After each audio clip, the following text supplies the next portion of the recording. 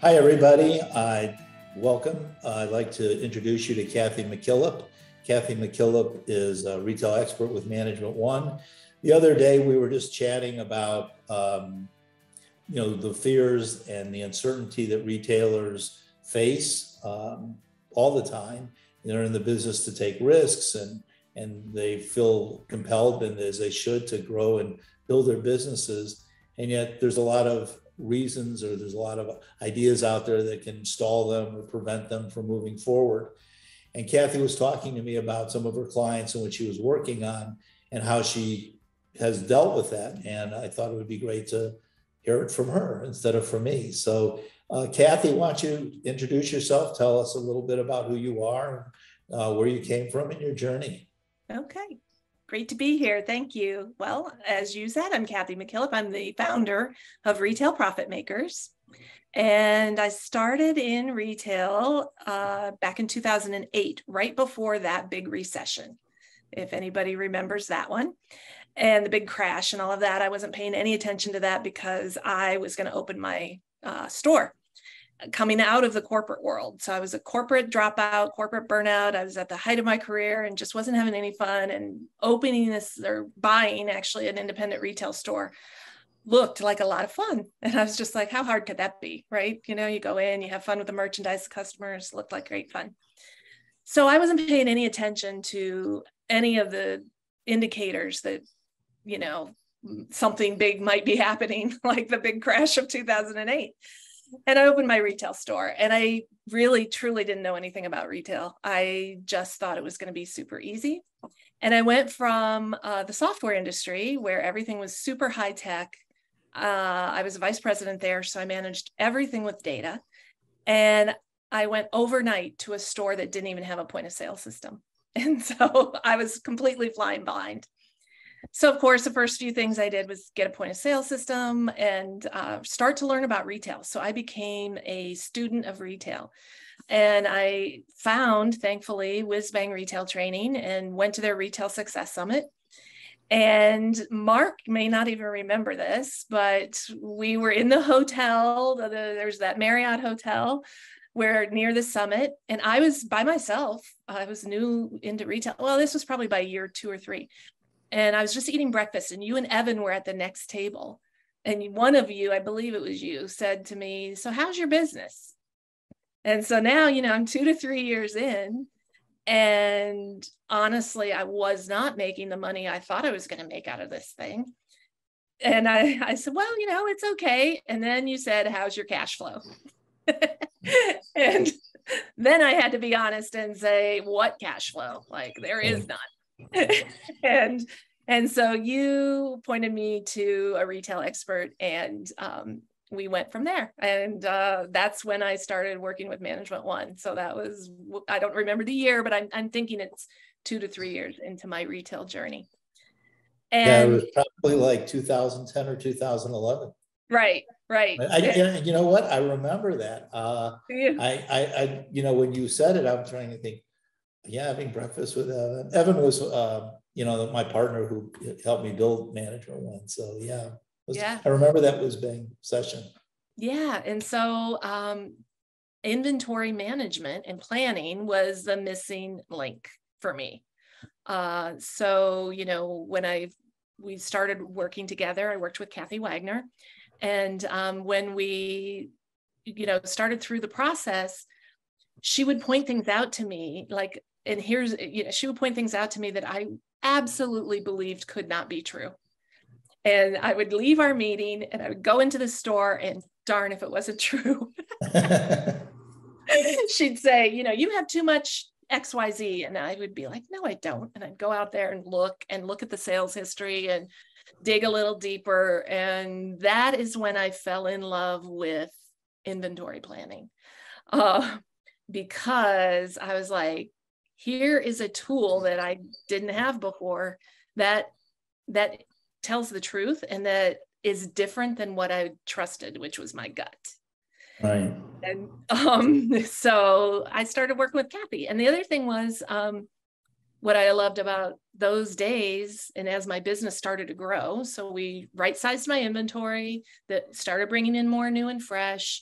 and my business started to grow and the cash flow started to get better.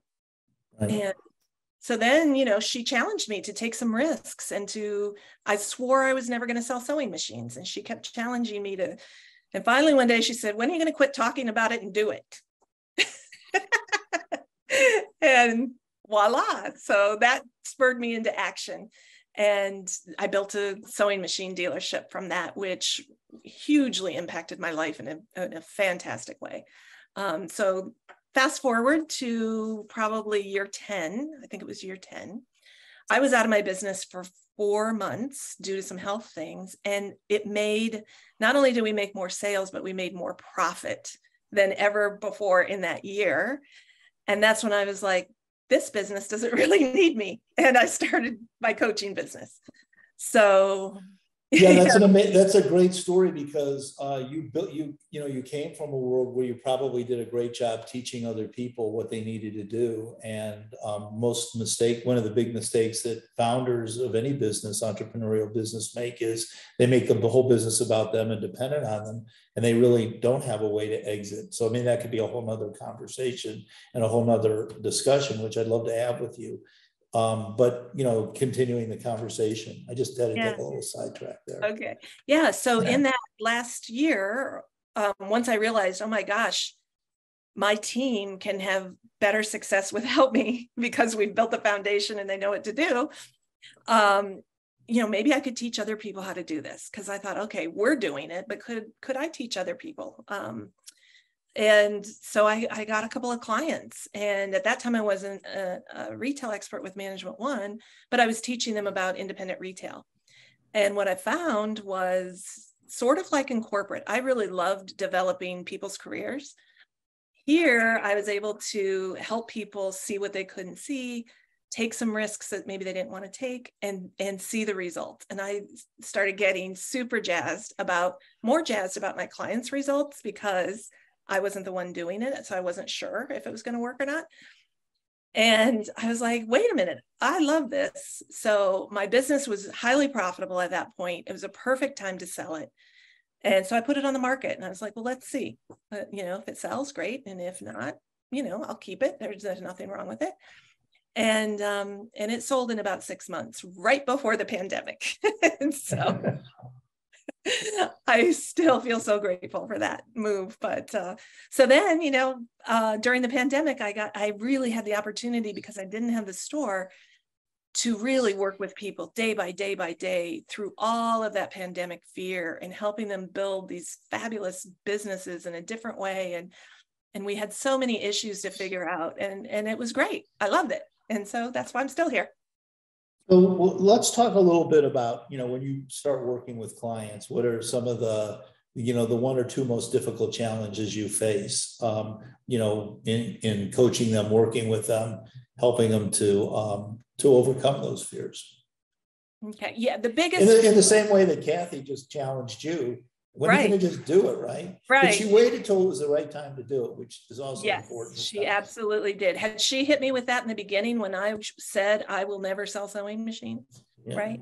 She waited till there was an opening. Right. I would say, the biggest fear I see sometimes is that the business is too far gone. Sometimes people wait a while before they talk to us.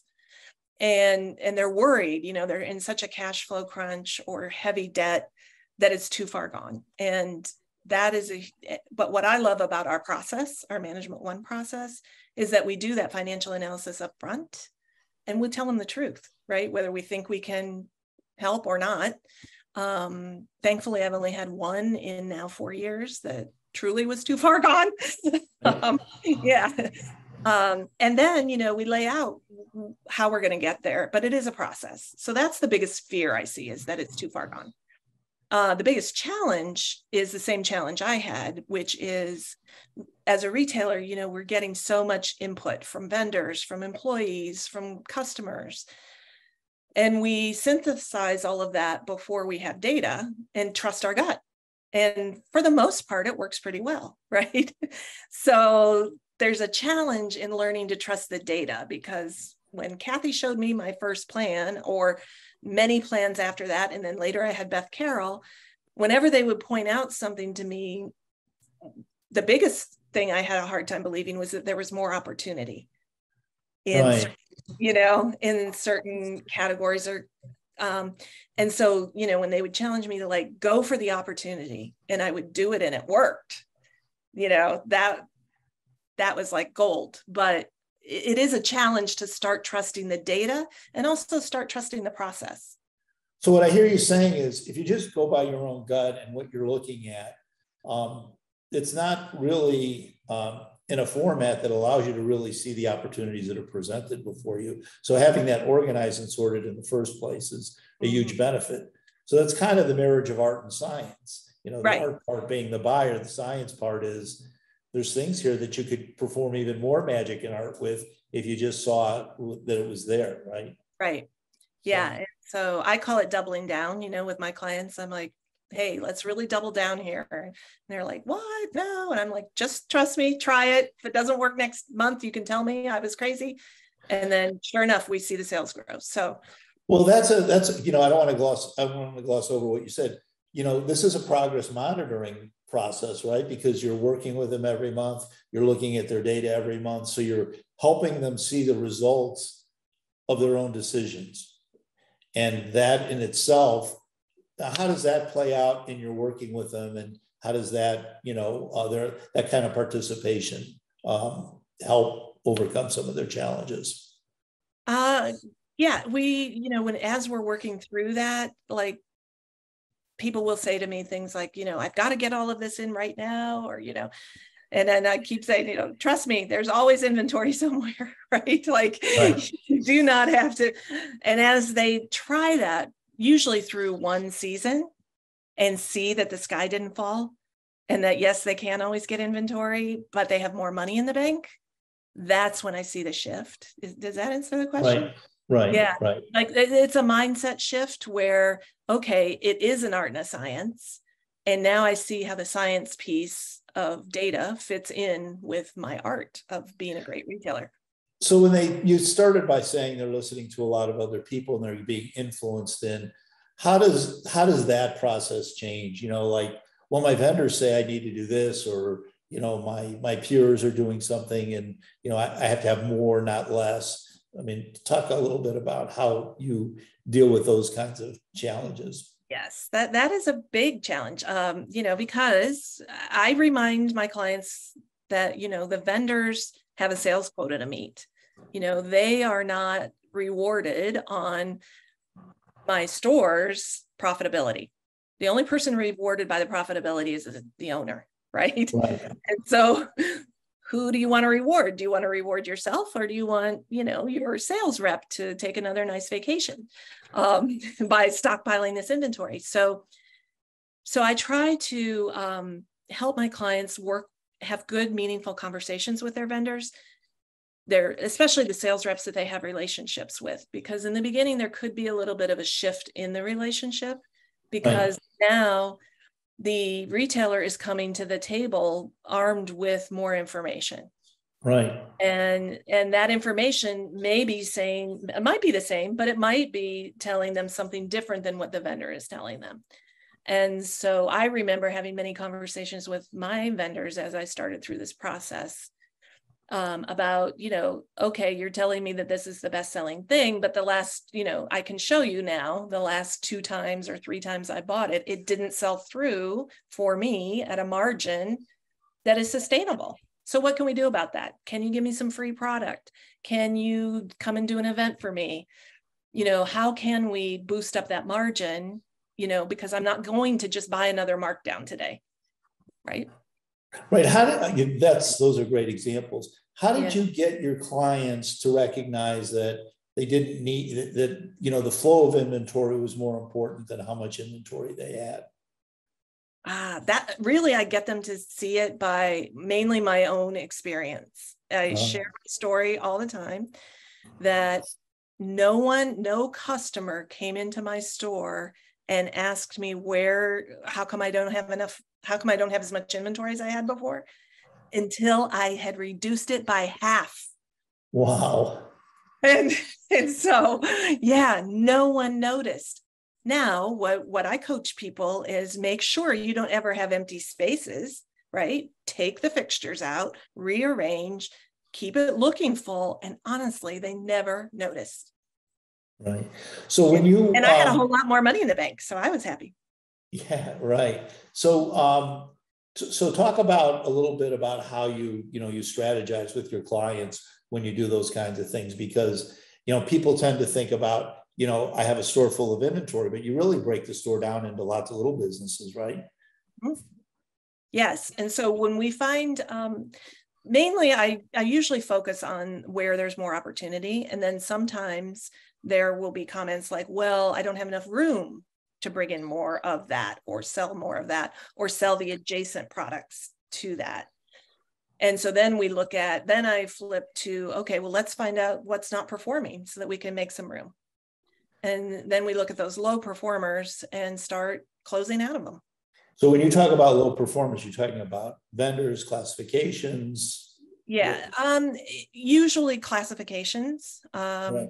or products within the classification. So I have several clients right now that have one particular vendor in the same classification that isn't performing anywhere in the US, Right.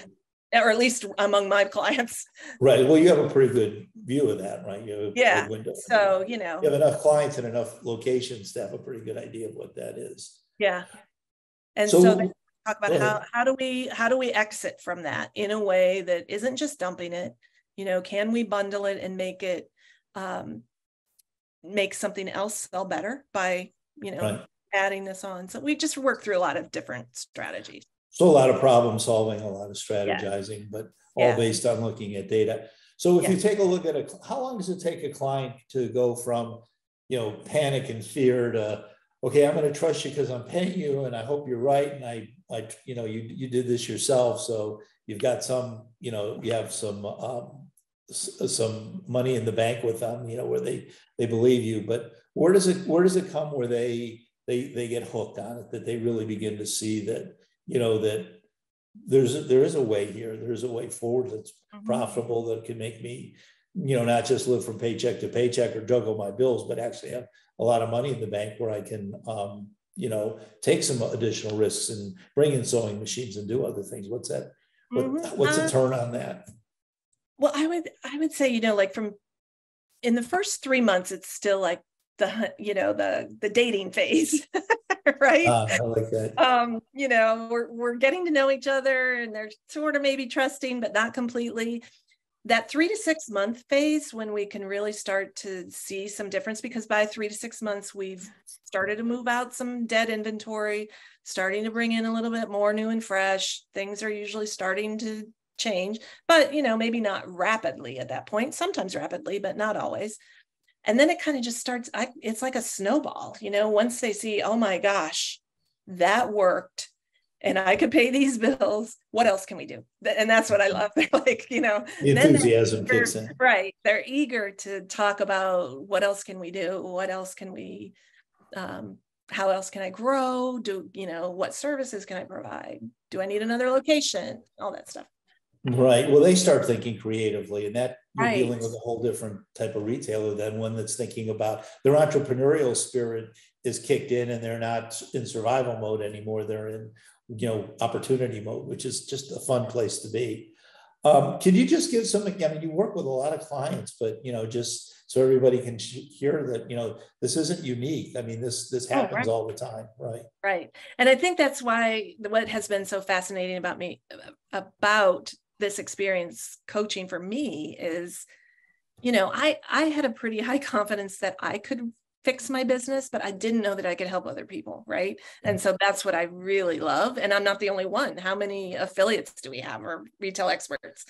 Hundreds. Well, it's over 100. So yeah, and they're all helping people. And I love that, because it just is such a great feeling to take people from feeling alone and that there's no help to really growing their business and living their dreams. Part of what I work with my clients on is helping them sift through, what do they really want the business to be and look like in conjunction with their life? Like, what kind of lifestyle do they really want? Most of them don't want to work 24/7, 7 days a week. Sometimes they come to me that way. Mostly they come to me like tearing out their hair, or one of them described it as my hair is on fire, and Yeah. and so my goal is to get them from the hair on fire to, slow embers, and then to actual growth and fun. I want them to enjoy, because once I started making money in my retail store, I had a whole lot more fun and my life was better. Well, how have you, so a lot of your clients really benefited through COVID because of the industry you're in, it's sewing and quilts and those kinds of things. Now that peak is over. Now, what are you finding, and how have you worked with your clients to transition? Because I think everybody either had the peak during COVID or post-COVID, where there was a rush back to the stores and things have become more normalized. But how are you managing how are you working through your clients and some of their uncertainties and fears post all that jubilation almost? We are focusing more on events, bringing people back for events and experiences. We're fortunate in this business that a lot of people picked up the craft, they picked up crafts during COVID. So we have seen a little bit of a slowdown, but not as much maybe as some other things. But we just really try to focus on giving them that experience and changing their business to how customers now want to buy. We have seen that change, I think, in this vertical specifically. People got very comfortable buying online. And so we're ramping up more of the e-commerce parts of these businesses and really getting out in front of the customer where they are. And if they're online, or if they want events, or if they want a retreat, that's what we have to give them. So what I hear you saying is now that the job is really you picked up market share, you picked up new customers. Now it's keeping them engaged, keeping them involved. And you do that obviously by staying fresh and new and not just having so much old inventory, you can't show them anything new or different. So it kind of works in your favor. Right. Right. So our conversation last week really started with, you kind of got the world's greatest backhanded compliment. Your clients are doing so well that it got the attention of some of their vendors. You want to talk a little bit about that? Yes. It's not a bad thing, but I think other clients could probably, whether you're in this industry or any other industry, right, it can be true.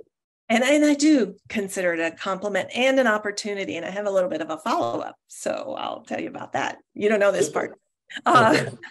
So yes, I started to hear from my clients that one of the sewing machine vendors was saying that my clients weren't growing and they shouldn't listen to me because that my clients were not buying as much at a certain event that they had, their annual event, as they had in the past.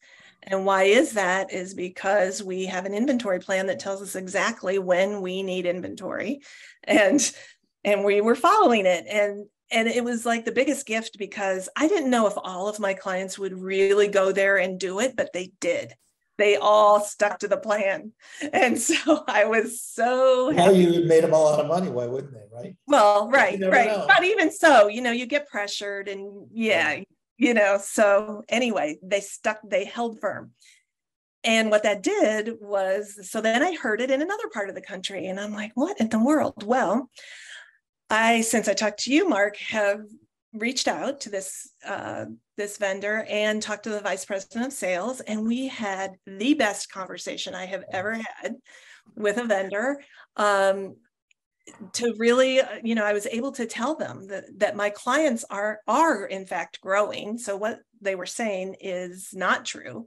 Their sewing machine sales are in fact growing, but they are selling through the stockpile that they pressured them into, last year. And so they didn't come and buy a whole lot more right now because, they're selling through the inventory they have. But I said, every single one of them has hundreds of thousands of dollars in their inventory plan to spend with you, and they will spend it, and so let's work together on how can we help them and help you. And it was a great conversation.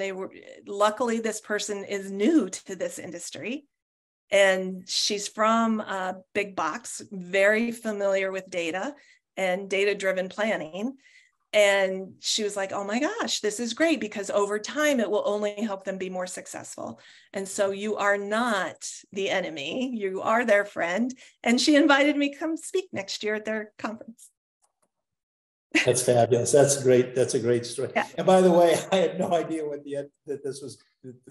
Oh, were you nervous when I said there was a phone? No. I mean, you have to deal with whatever it is, right? Yeah. But I think, this thing with the sewing machines, it's true in every client that carries hard goods, from skis to sporting goods to whatever hard goods they're carrying, because the vendors, there is a lot of pressure for them to sell, because they got to keep their factories going. So I'm glad that this had such a great result. Thank you. That's wonderful. Yeah. So talk a little bit about, what your clients' lives are. Some of them are like today, because, you've been working with them for a long time now, and they can do things, and I don't know what they are, but, it'd be great for everybody to hear that, because this really all goes down to opening up your world to allowing data in to make decisions, and what the profound impact that can have on your business and your life, right? Yes. Yeah. So I'm thinking of one in particular in Texas who came to me with her hair on fire. I gotta remember that one. Her name is Michelle. And so she'll know who she is when she hears this. But came to me with her hair on fire 3 years into exactly where I was when I found Management One. Exactly. And I said, let's do this. We could work together. She was selling maybe 500,000 a year. We're now 3 years down the road. We have, the inventory. She's got it dialed in. Her daughter works with her. They follow the plan most of the time. Michelle will just say she loves it and have to have it. But most of the time they stick to the plan. And they have been able to amass enough cash she's looking at buying her own building. She's just finding the same, she's got enough for the down payment. We worked that into the cash flow every month. We decided to set 10,000 aside every month. This has been going on for over a year. Wow. To get her enough for some down payment money. And it's working, it just continues to work. She's got her team rallied around the idea that even when it doesn't make sense, if Cathy says double down, they do it. And so even if it doesn't look like they need to, they'll do it. Yeah. And it's just been such a great story, because her hair is not on fire. I was watching one of her lives the other day when she, during COVID, it was hard to be smiling, but I watched her live last week, smiling, happy. She didn't used to look like that. I mean, she looks like a different person. Wow. And that was just very heartwarming. And she now has a lot of money in the bank. And whether she decides to buy her own building or open a new location or do whatever, she can do it. So it just gives you so much freedom. And her creativity is what I've seen in her go way up. And she did bring on another sewing machine brand. So she's now doing 2 brands, and, she just continues to grow and grow and grow. So, right. Because she can now take intelligent risks, to be able to grow her business. And if something doesn't work, it's not going to bankrupt the business. She's not juggling. Right. So, people aren't calling for money, it takes a lot of stress off. It's like music to my ears and joy in my heart, because, Management One was founded on, providing financial security for, the people that work there, the consultants, the retail experts, and mostly, obviously the clients, the retailers. And when we can do that, when we can provide that kind of financial security, you can go to bed at night feeling really good about everything. So you're an amazing person, and you've done amazing things with your clients. And I thank you for sharing your story with us today. It's great. Thank you. And if you have anything else you want to share, feel free. No, I'm just so grateful, for that chance meeting in the Marriott. Right. Look, it's touched a lot of people. So thank you. Yeah, and I think a lot of people. I learned this from one of our clients. His mom passed away quite a few years ago. She really started this amazing business that her sons maintained and grown. And I was doing a selling gig for the team there, and his mom was in visiting. I love to tell this story. And I watched her on the floor, and she's this 82-year-old woman. And a typical day might be 3,000 or 4,000. This was like many, many years ago. They like tripled the day. And I invited her to the sales meeting, and she said something that just always stuck with me. Always be willing. I said, "What's your secret?" She said, "Always be willing to extend yourself." And when our chance meeting was just a willingness to extend yourself, right? And look at how that one connection you joined. You've now working with these people, got them through COVID, built your own business. So every time you don't take the opportunity to extend yourself to another person is a missed opportunity.